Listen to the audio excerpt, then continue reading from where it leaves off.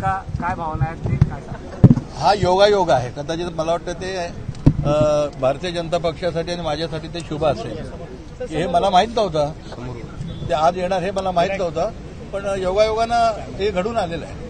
आणि हे अनेक दिवसाचं स्वप्न जनतेचं होतं, समोरून पक्षाचं होतं, आमचंही होतं की विकासाला गती देण्यासाठी कोणत्या दिशेने आपण वाटचाल करावी, तर त्याला योग्य दिशा आता मिळाली. यापुढे मतदारसंघात आणि कोकणामध्ये विकासाचा वेग वाढेल. तुम्ही बाळासाहेबांच्या नेतृत्वामध्ये काय भावना मांडलेल्या? हे मी पत्र माझ्या हातात आहे, ते तुम्हाला मी देण्याकरताच आणलेलं आहे. ते पत्र तुम्ही जरूर सगळ्यांनी वाचा, किंवा मी वाचायचं म्हटलं तर त्यात वेळ जाईल, पण ते ह्या पत्रामध्ये सर्व त्याचा उल्लेख मी केलेला आहे की त्यामध्ये वाचण्याची आवश्यकता आहे का.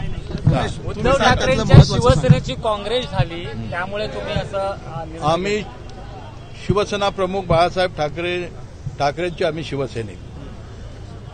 बाळासाहेब जेव्हा गेले त्यावेळेला आमचं सर्व संपलं असं आज म्हणायची वेळ आलेली आहे. आणि म्हणून कुठेतरी आता सामाजिक चळवळीमध्ये काम करणारा कार्यकर्ता फार का गप्प बसू शकत नाही. मगाशी मी उल्लेख केला, 2014 नंतर आमदार या खुर्चीवर उतरल्यानंतर आमदार म्हणून पाडण्याकरता सोकेयानेच हे ऑपरेशन केलं, पण कचऱ्याच्या टोपलीत पडल्यासारखा या 10 वर्षाचा काळ गेला. अनुभव होता, काम करायची तळमळ होती, इच्छा होती. आणि आता भारतीय जनता पक्षासारखा पक्ष दिल्लीपासून गल्लीपर्यंत वेगानं विकासात्मक कामं करताना आम्ही पाहतोय. मग ती कोकणामध्ये पण झाली पाहिजेत, दापोलीमध्ये मतदारसंघात सुद्धा झाली पाहिजेत, हे आमचं स्वप्न आहे. उदाहरणार्थ सांगतो, मंडणगड तालुक्याच्या शहराच्या ठिकाणी अद्याप अजून नळ योजना सुद्धा झालेली नाही आहे, तिला महिन्यातनं 4 दिवस सुद्धा पाणी नाही.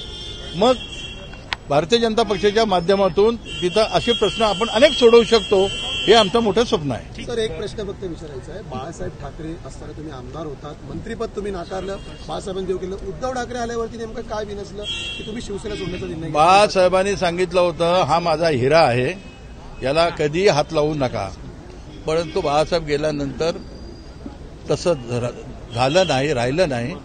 आणि आम्ही काम करत असताना सातत्यानं पक्षाला आणखी मजबूत करण्याकरता आम्ही वारंवार काही सूचना करत होतो, काही व्यथा मांडत होतो, परंतु त्याकरता आम्हाला वेळच दिला गेला नाही. आणि मग शेवटी हा पर्याय शिल्लक कुठं राहत नाही, आणि त्याकरता मग हा निर्णय घेणं गरजेचं वाटलं. आणि हिंदुत्वाच्या विचाराचाच शिवसेना पक्ष होता, आणि तो हिंदुत्वाच्याच विचाराचा भारतीय जनता पक्ष आहे. आणि हिंदुत्वाचा विचार हा शिवसेनेचा मर्यादित भाग होता, परंतु भारतीय जनता पक्ष हा विशाल त्यांचा दृष्टिकोन आहे. त्यामुळे तिथं सुद्धा आणखी हिंदुत्वाची भूमिका घेऊनच आणखी तिथं जोमानं काम करता येईल. ठीक आहे सर, थँक्यू सर.